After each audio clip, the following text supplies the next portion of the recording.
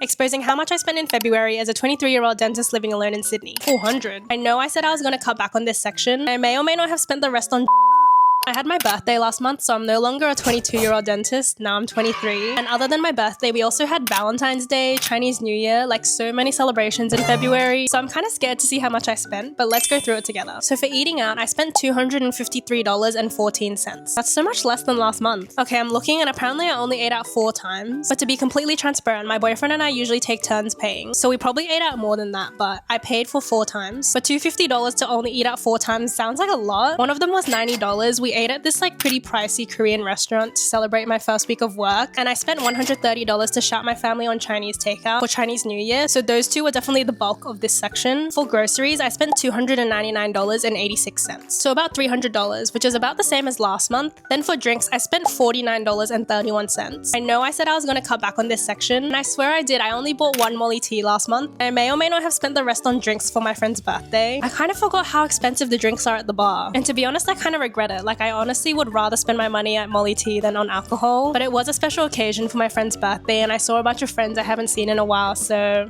that's okay. For gifts, I spent $155.04. This was all for Valentine's Day for my boyfriend. We don't buy each other gifts very often, so honestly, I'm more than happy to spend that much for him on Valentine's Day. Now for transport, I spent $181.35. $71 was for fuel. Honestly, I don't drive that much, so my fuel cost every month is pretty low, but I do take a lot of public transport, so the $110 left over was for Opal. I can't believe how expensive public transport is in Sydney. It's kind of insane. As someone who just moved from Brisbane, where we literally had 50-cent fares, for personal, I did spend a little bit on myself this month. I spent $139.96. $80 was for my haircut. I cut my hair right before my birthday, so it was kind of a mini birthday present to myself. And then the leftover $60 I spent on Taobao. I got a few new clothing pieces from there. Honestly, because Taobao is like a fraction of the cost of normal clothes in Australia, I feel like that's not too bad, considering I really like some of the pieces I got. Next on work, I spent $5. I didn't really know what to categorize this as. I basically topped up my printing credit at the library by $5 because I needed to print something for work. So I'm just going to categorize that under work for now. Then onto subscriptions, I spent $400.